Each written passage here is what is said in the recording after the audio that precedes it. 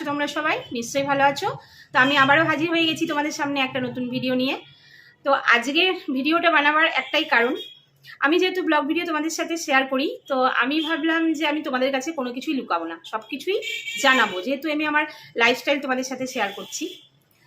তো আমার একটা বড় হেলথ ইস্যু আছে, আমি তোমাদের সাথে সেটা শেয়ার করতে চাই। তো আমার না রোডের ধারে বাড়ি, তো আমার জানলা লাগানো আছে বাড়ির, কিন্তু তবুও গাড়ির হর্নের আওয়াজটা ভিতরে আসছে। তো প্লিজ তোমরা একটু অ্যাডজাস্ট করে নিও। তো যাই হোক, ভিডিওটা এবার শুরু করি। তো আমার হেলথ ইস্যু হয়েছিল 2015 সাল থেকে। তো 2015 সালে আমার এই কোমরের বাঁ দিকে, কোমরের উপরে প্রচণ্ড যন্ত্রণা হচ্ছিল। তো আমি ভাবলাম কি গ্যাসের জন্য হতে পারে, তো যার জন্য আমি বাড়িতে জানাইনি। তো কিছুদিন যাওয়ার পর দেখছি ব্যথাটা বেড়েই যাচ্ছে। তো তখন মনে মনে ভাবলাম যে না, এবার তো আর না জানালে হবে না, কেননা এটা ধরো বাড়াবাড়ির দিকে চলে যাচ্ছে। তো কোথা থেকে কি হয় বলা তো যায় না। তো বাড়িতে যেহেতু বললাম, তো বাড়িতে বলার সঙ্গে সঙ্গে বাড়ি থেকে ডাক্তারের কাছে নিয়ে গেল। তো ডাক্তারবাবু দেখলেন, দেখে ডাক্তারবাবু দুটো টেস্ট করতে দিলেন। তারপরে টেস্টের রিপোর্ট দিয়ে ডাক্তারবাবু মানে পরিষ্কার জানিয়ে দিলেন যে এই পেশেন্টকে এখানে দেখিয়েন না, বাইরে নিয়ে যান। মানে উনি যখন বলেছেন, তো আমরা সঙ্গে সঙ্গে টিকিট কাটলাম চেন্নাই যাওয়ার জন্য। তো আমি গেলাম, আমার মেয়ে তখন খুব ছোট, মেয়েকে নিয়ে যাওয়া হলো। আমার হাজব্যান্ড গেল, আমার মা গেল, আর দাদা গেল। তো আমি যে ডক্টরের আন্ডারে পড়েছিলাম, ওনার নাম হচ্ছে ডক্টর শঙ্কর শ্রীনিবাসন। তো উনি আমাকে দেখলেন, দেখে টেস্ট করতে দিলেন, টেস্টের রিপোর্টও দেখলেন। রিপোর্ট দেখার পরে উনি বললেন আমাদেরকে যে পেশেন্টের বায়োপসি করতে হবে। তো বায়োপসির কথা শুনে বুঝতেই পারছো বাড়ির লোকের কীরকম অবস্থা হয়, কেন যারা করেছো তারা তো জানো কেন এটা করানো হয়।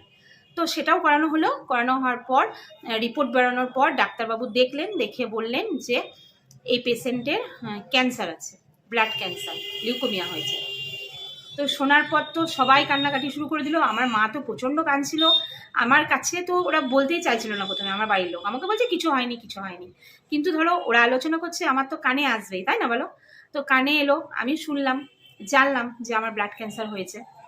তো তখন মানে আমার নিজের জন্য কোনো ভয় হচ্ছিল না, বিশ্বাস করো। আমার ওই মেয়েটার মুখের দিকে তাকিয়ে আমার প্রচণ্ড ভয় হচ্ছিল, কারণ ও খুব ছোট ছিল তখন। ও যখন 50,000 টাকার ওষুধ লিখিয়ে দিলেন, আর যখন মুখে বললেন যে এই মেডিসিন সারা জীবন খেতে হবে, বন্ধ করা যাবে না কোনো দিনও না, আর 6 মাস পর পর আসতে হবে। তো সেটা শুনে তো আমাদের মাথায় আরও বাজ পড়লো যে 50,000 টাকার মেডিসিন, তারপর আবার 6 মাস পর পর আসতে হবে। তো তখন মানে বুঝতে পারছো আমাদের কাছে অল্প কিছু টাকা ছিল, 50,000 টাকার মেডিসিন আমরা তখন কোথা থেকে জোগাড় করব। তো যাই হোক, অল্প কিছু টাকার ওষুধ নেওয়া হলো, পুরোটা নেওয়া হলো না। তো আমি হচ্ছে একজন মিডিল ক্লাস ফ্যামিলির মেয়ে, এবার 50,000 টাকা কোথায় পাবো তখন? আর এত টাকা তো কারোরই কাছে একসঙ্গে থাকে না বলো। আর আমরা সত্যি কথা বলতে গেলে এতগুলো টাকা নিয়েও যাইনি। তো আমার দাদা না, বড়দা, ও একটা প্রাইভেট স্কুলের স্কুল টিচার। তো ওর স্কুলের একজন কালিগ ছিল। তো ওর যখন কথাটা শোনে, আমার কথাটা, তখন উনি বলেন যে আমারও ছেলের ক্যান্সার হয়েছে, তো তুমি এক কাজ করো, চেন্নাই না গিয়ে মুম্বাই একটা অনেক বড় হসপিটাল আছে, টাটা হসপিটাল, তো ওখানে নিয়ে যেতে পারো, খুব ভালো, ওখানে ট্রিটমেন্টও খুব ভালো হয়। তো বিশ্বাস করো তখন না আমরা কেউ জানতাম না টাটা হসপিটালের কথা। তো ওনার কথা শুনলাম, তো ভাবলাম কি হবে, একবার এক জায়গায় দেখাচ্ছি। আর 1 মাস পর, বুঝতে পারছো, এক জায়গায় 1 মাস আগে এলাম, তারপরে আবার 1 মাস পর আরেক জায়গাতে। তো তখন দাদা বললো, সবাইকে ভালো করে বোঝালো আমার বদ্দা, যে একবার গিয়ে দেখ না কি হয়, ওখানে তো একবার দেখিয়েছি, না হলে না হবে। তো তখন আবার যাওয়ার জন্য এতগুলো টাকা আবার কি করে জোগাড় হবে, সবাই চিন্তায় পড়ে গেল। তখন এবার আমি বললাম কি যে মাকে, যে মা আমার অল্প কিছু গয়না আছে, ওগুলোকে আমি বিচিয়ে দিই। তো খুব বেশি নাই, আমার খুব অল্প গয়না ছিল। তো আমার বাড়িতে তো কেউ রাজি হচ্ছে না, না মা না দাদা, কেউ রাজি হচ্ছে না। মা বকছে আমাকে যে না, ওসব হবে না, দেখবো আমরা কোথা থেকে জোগাড় করা হয়, ঠিক জোগাড় করবো, তোকে গয়না বিক্রি করতে হবে না। আমি বুঝতে পারছি ওরা আমার মেয়েটার মুখের দিকে তাকিয়ে মানে না করছিল আর কি।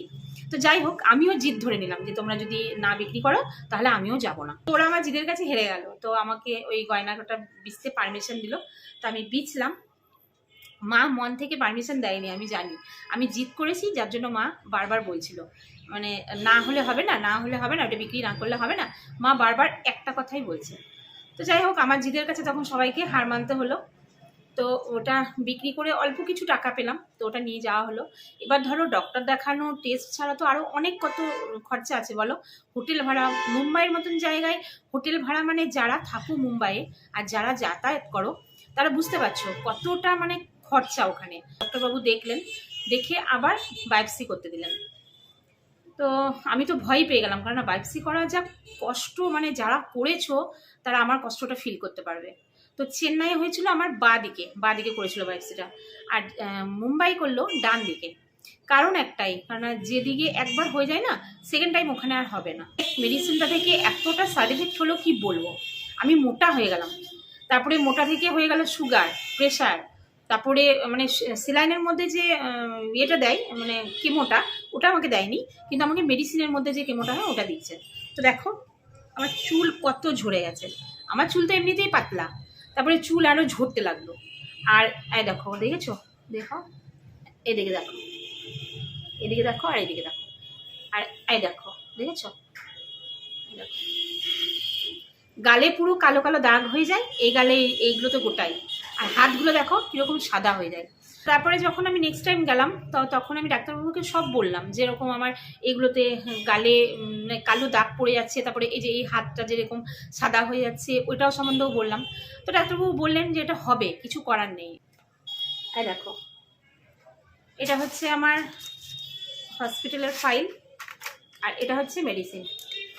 তো এই মেডিসিনটাই প্রত্যেকদিন আমি একটা করে নিই, আমাকে নিতেই হবে, বন্ধ করলে হবে না। আর আমি তোমাদেরকে ফাইলটা ভালোভাবে দেখালাম না এই কারণে, কারণ এই ভিডিওটা না আমি আরেকবার বানিয়েছিলাম, জানো তো। তো তখন আমার ইউটিউব থেকে একটা স্ট্রাইক পড়ে গেছিলো, তো আমি চাই না এই ভিডিওটাতে আমার আবার স্ট্রাইক পড়ুক, তো যার জন্য আমি তোমাদেরকে ভালো করে দেখালাম না। তো এটাতে আমি ব্লার করে দেবো জায়গাটা। এই ছিল আমার ক্যান্সার জার্নি। আমার মনে হলো তোমাদের সাথে আমার এটা শেয়ার করা উচিত, তাই করলাম। কিছু বলার থাকে তোমরা অবশ্যই কমেন্ট বক্সে কমেন্ট করে জানিও। আর আজকের ভিডিওটা তোমাদের কেমন লেগেছে সেটাও কমেন্ট করে জানিও। আর ভিডিও ভালো লাগলে তোমরা জানো কি করতে হবে, তো ভিডিওটাকে লাইক করতে হবে, শেয়ার করতে হবে, চ্যানেলটাকে অবশ্যই করে সাবস্ক্রাইব করতে হবে। আর যারা আমার ভিডিওটা দেখছো তাদেরকে অসংখ্য ধন্যবাদ।